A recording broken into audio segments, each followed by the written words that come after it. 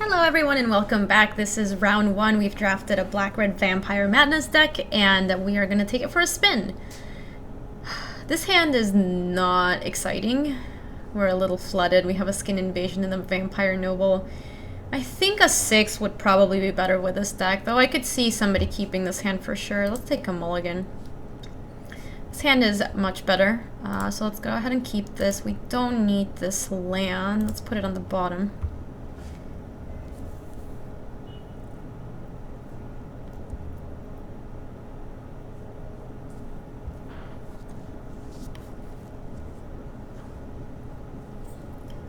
So let's go ahead and pass.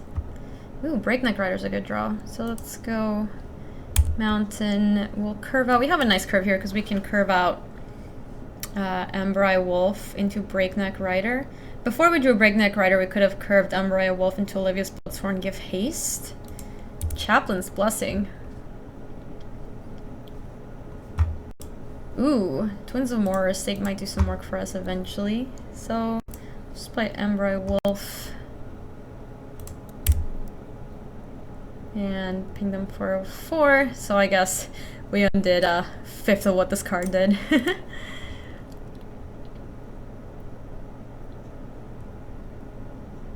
Our opponent is drafting mono white and no play this turn. Or maybe they still have a play?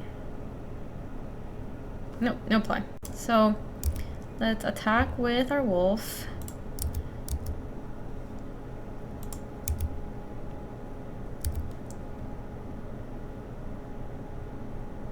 Is our wolf dead? No, it's still alive. It's alive! Alright. Breakneck Rider, let's go! It's pretty savage how Neckbreaker clearly ate the poor horse on the other side of the card. It's a little savage. Okay, Seagraph Scob. So our opponent is white-blue. Seems like tempo-y. Though, thankfully our wolf can attack pretty well into this. Our Breakneck Rider does not get to flip this turn, though. Hopefully it'll flip soon. Let's see. We probably just want to attack with both creatures. They won't block with a Seagraph Scoff because I can just threaten to pump. The unfortunate thing is that does mean that I can't play Olivia's Bloodsworn this turn. I guess it's just better to play the Bloodsworn this turn. So yeah, I guess we won't be attacking with our Embry Wolf. Though they can't block it, so we could actually just get in for 3 points of damage. So that's 3 more than we would have otherwise. Yeah, so we should attack, not give our Olivia's Bloodsworn haste.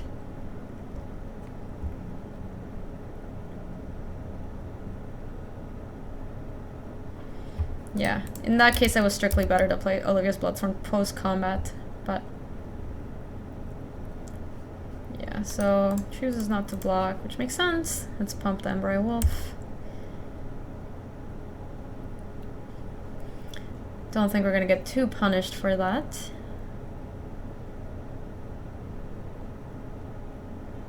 Let's see, 5 mana. Okay. Reaper of Flight Moonsilver.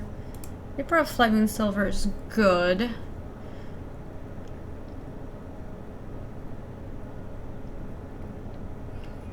That means that Olivia's Bloodsworn can't attack or block this turn. Oh! Inner struggling this Reaper of Flight Moonsilver just means that we can attack with everybody else. I guess except the Embry Wolf.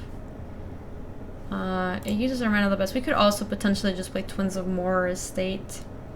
And Embry Wolf threatens to, and they're not close to, they only have 1 card type to deliver, and an Embry Wolf threatens to pump so they won't block it. If they do block it, we don't care. So we should just attack here and then probably play Twins of Moor Estate, develop our board, and then in the following turn we'll inner struggle the Reaper of Flight Moonsilver. So let's attack with these two. Crunch.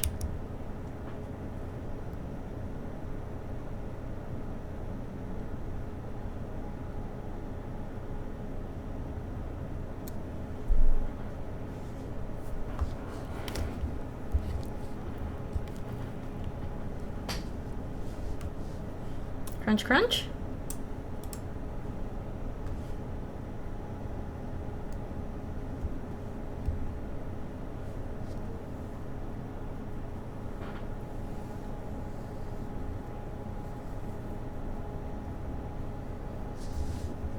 Looks like Reaper can't choose whether or not they want to block.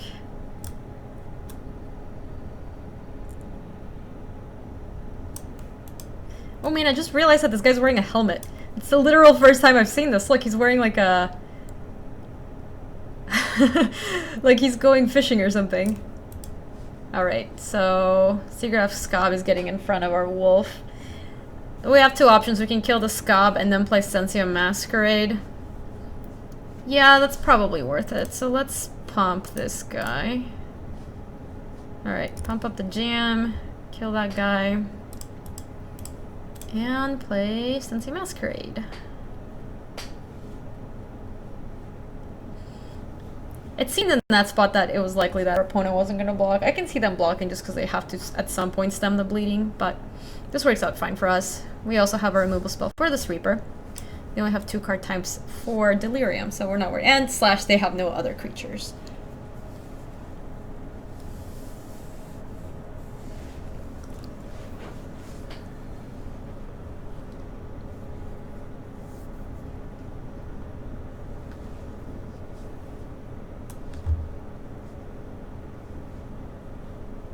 It'll be nice if my opponent ever doesn't play another spell. I like Neckbreakers.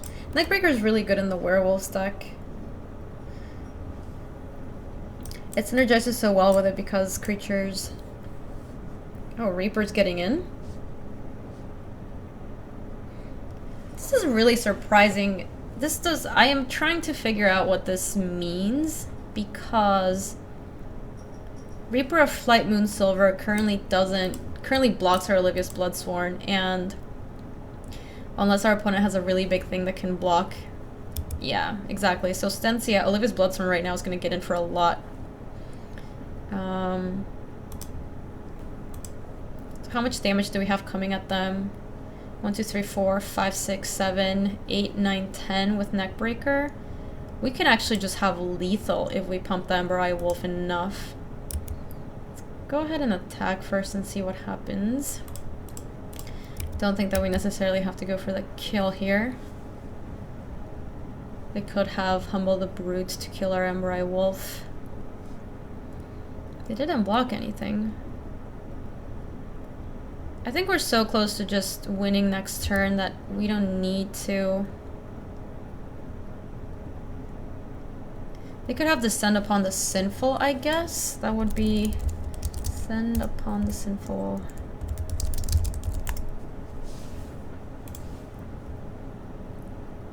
It's a sorcery. So I guess if they had Descend Upon the Sinful, they would have cast the last turn after attacking with a Reaper. That would have explained that attack.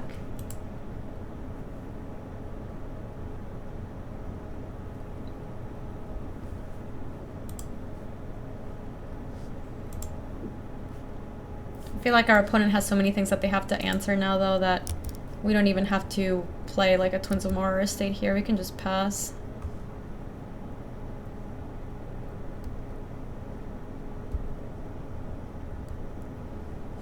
Because at the end of this turn, we can Inner Struggle this Reaper. And this will just be lethal, this is lethal, and this is lethal. The only way this isn't lethal is if Neckbreaker doesn't attack.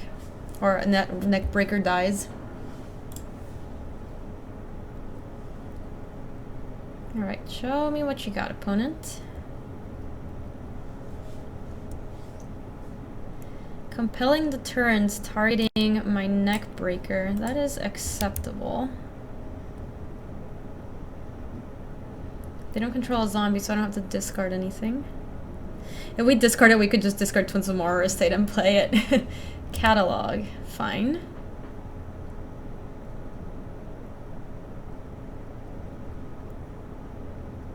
Oh, they have 4 card types. Let's see what we found in the yard. Blessing, Scob, Compelling Deterrence, and Catalog. Sure. So Reaper here can't attack, otherwise our opponent's just dead. But what they don't know is that we have Inner Struggle.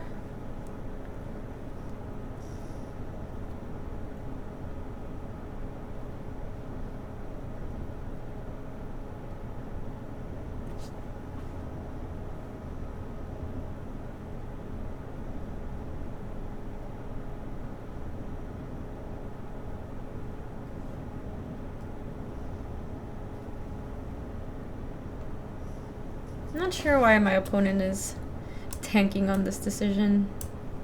This Reaper of Flight Moon Silver clearly cannot attack. Okay, they are just accepting their fate. Alright, so we saw just a couple of discard spells, some bounce, catalog, a Reaper of Flight Moon Silver, Chaplain's Blessing. Let's see if there's anything here. Some bounce spells. It's possible that the Hellpack Wolf is pretty good against some of the stuff that we saw from them. It's like relatively cheap, it hits pretty hard, doesn't look like we're going to be doing much blocking against them, so maybe Hellpack Wolf comes in. Doesn't look like we want any of these cards, not really. I don't really want Uncaged Fury against a deck that is trying to bounce my creatures.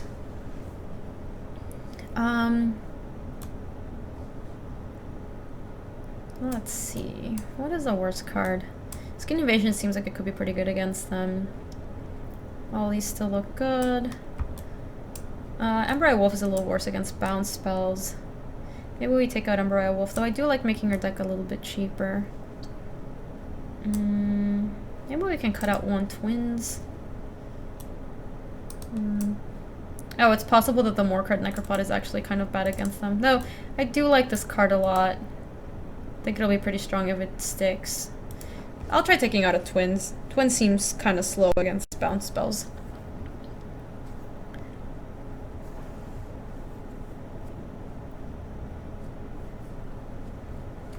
Yeah, it's possible that we should have just taken... I guess we don't know how many bounce spells they play, and a lot of our creatures require answers, because our creatures are significantly bigger than what we saw from them. Seagrass Scoff is not particularly strong against what we are playing, so we can kind of pressure their bounce spells and their tempo plays, and then eventually stick a Necropod, which could be pretty good. So, we'll see. It's possible that we board it out game 3.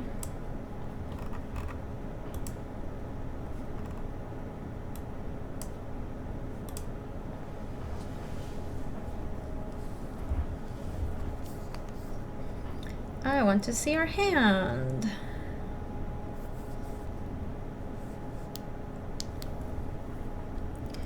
Show me, show me, show me, show me. Alright, so we have 2 lands, an Ember Wolf. We need to draw some lands, but this hand otherwise is awesome. We are gonna keep it. We're in the draw too, so I'm not super worried. If they play anything too troublesome, we'll compulse it. We also have Ember Wolf. Ooh, our opponent drafted a Port Town. Very nice. Oh, they revealed an island too. Skeleton Key. Alright. Okie dokie, Smokey. As the format has gone on, I've liked Skeleton Key less and less. Like, I like putting it on a card like Farbog Revenant, but I guess putting it on something like Nibelus of Dusk is fine.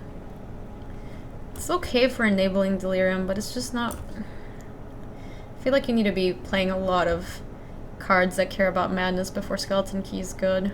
I used to be much higher on the card. It really has kind of gone down lately.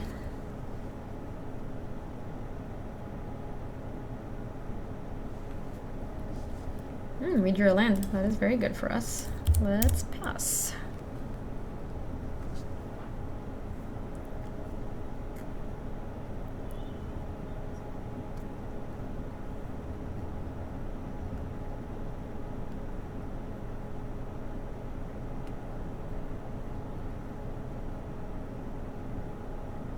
Our opponent plays Seagrass Gaby here. That's going to be pretty good for us since we have Ember Wolf. Ember Wolf has no fear of the Scab.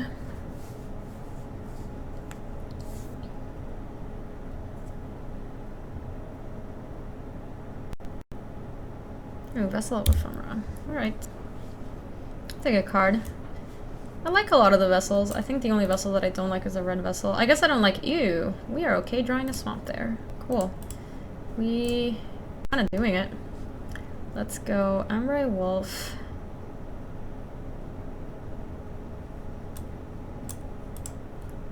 Attack. Wither Wolf.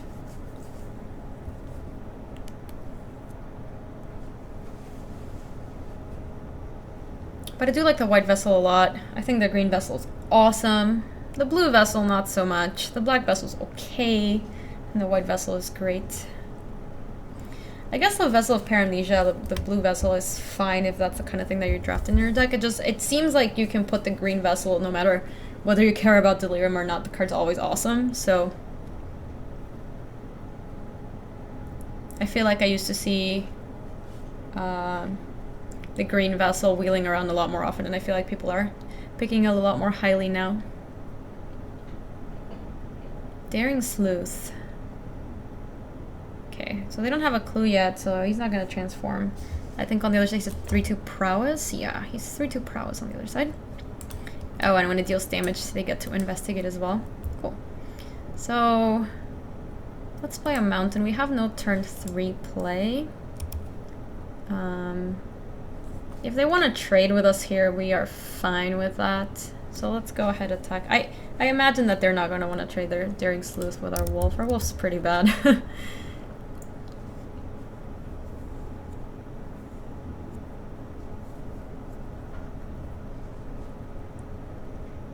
They did not block. Let's pump it since we have nothing else to do this turn.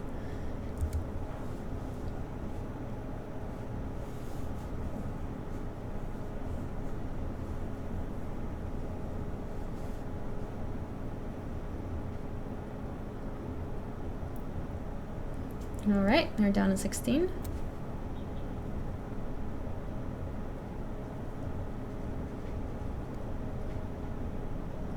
So next turn, if they draw land, this costs what to equip? 2 to equip, so they can't both equip and crack the vessel, so they'll probably just play something else. We didn't see any cards from them that made clues last game, so that'll be interesting to see. It did have a land.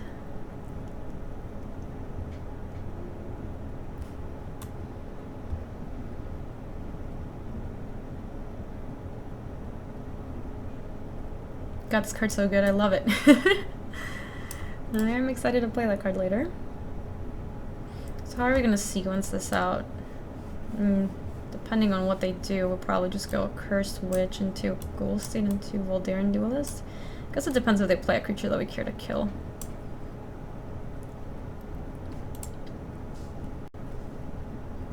So they crack the vessel, sure.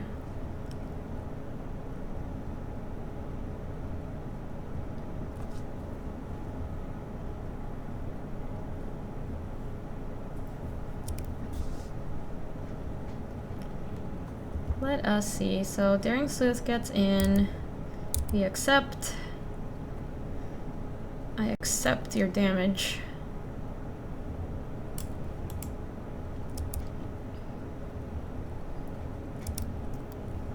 True to his name, he had no fear right there. So we could attack here with our Ember-Eye Wolf. If our opponent blocks, we could pump the Ember-Eye Wolf, kill both the spirits, and then compulsion this guy. Though it would be much better if we just play a Cursed Witch this turn. Though, I'm fine also leaving this wolf behind to block the Daring Sleuth. These spirits might be a problem though, so I think I'm okay here attacking with Ember-Eye Wolf. I doubt my opponent's going to want to trade their spirits for this Ember-Eye Wolf. Yeah, they didn't. Okay. And play a Cursed Witch. And I'm actually okay if our opponent attacks Daring Sleuth and trading with a Witch, because the Witch is very annoying when it transforms. So, Infectious Curse. Enchant player spells you cast cost that... Sorry, spells that cast that... Well, spells you cast that target enchanted player cost 1 less to cast. I feel like that never comes up, but the second one does. At the beginning of enchanted player's upkeep, the player loses 1 life and you gain 1 life.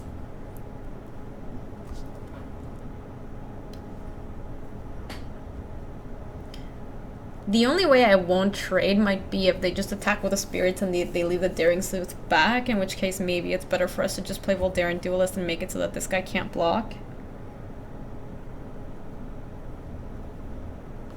But what's most likely to happen is they'll attack with everything here. We'll block the Witch to the Daring Sleuth. we'll take 2 and go to 16, and then next turn we can play Ghoulseed attack with our Embry Wolf. And if Ghoulseed ever dies, we'll have an outlet for Murderous Compulsion. Which is not irrelevant. This poor horse, look at this poor horse. It is so wrecked. This poor kid has so many arrows on his back.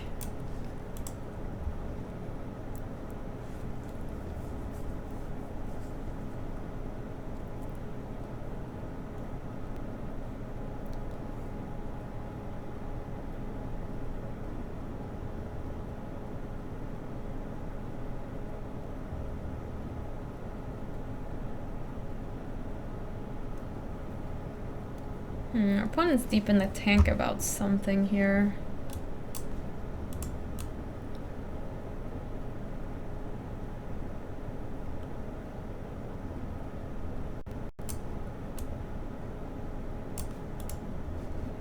What is the consideration here?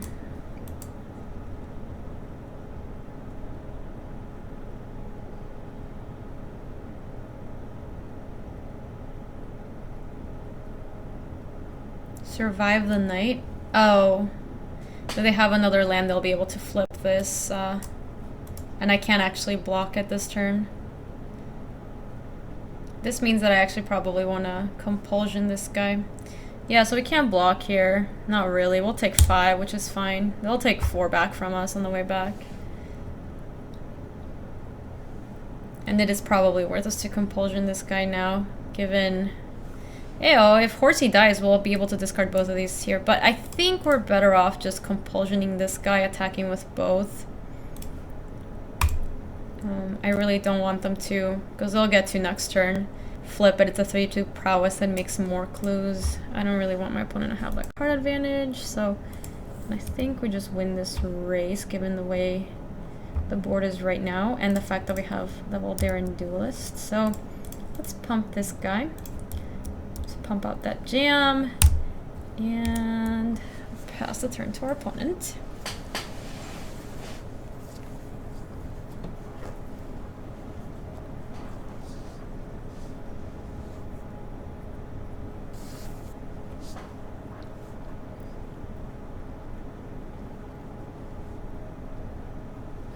It's funny because this game, our deck hasn't really, even though we've drafted a black-red like Madness deck, our deck hasn't really looked like a Madness deck at all. It's just like playing an assortment of black-red cards, like Embry Wolf into a Cursed Witch, Murderous Compulsion. We haven't gotten to do any of the cool stuff that our deck can do. So they sacrifice that clue. They draw a card, sure.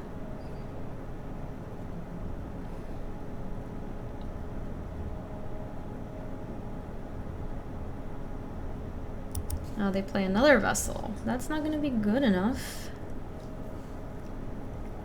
This is actually pretty cool because if we play Voldaren Duelist the next turn, we'll both be able to Duelist and pump our Embry Wolf, and because one of the creatures will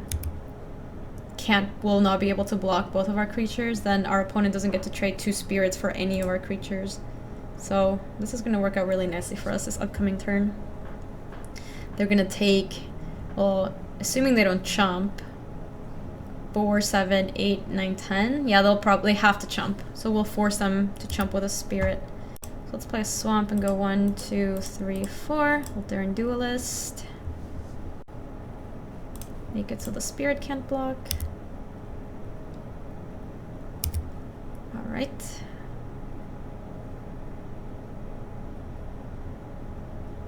I think our opponent might just scoop here. They are very close to being dead. Guess they shouldn't scoop because they have this Vessel and this can make more chump blockers. They do have 4 cards in hand. Right, so they chump the Cursed Witch.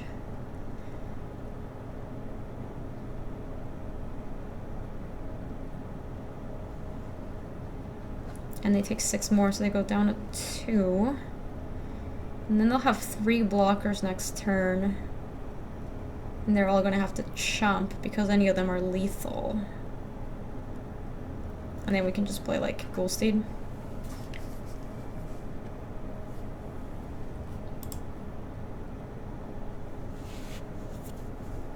Alright, so let's pump up the wolf. And let's just F6 here.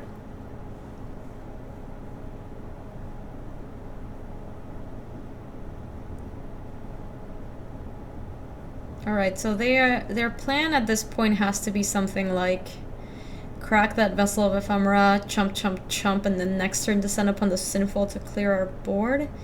Even that doesn't do very much for them considering what's in our hand. Seagraph Scab is not gonna cut it. I guess I'll have 4 blockers now. Yeah. We'll get to take down some of our creatures. Oh, Voldaren Duelist is really good. 1, 2, 3, 4. Voldaren Duelist. You don't get to block, my son. And this is just game. Let's go. Team. Attack. Bam. Our opponent did him not block, so let's pump the Embry Wolf for just to be safe. Alright. Alright, that was round 1 with Black-Red Vampire Madness. We will be back with round 2 very shortly.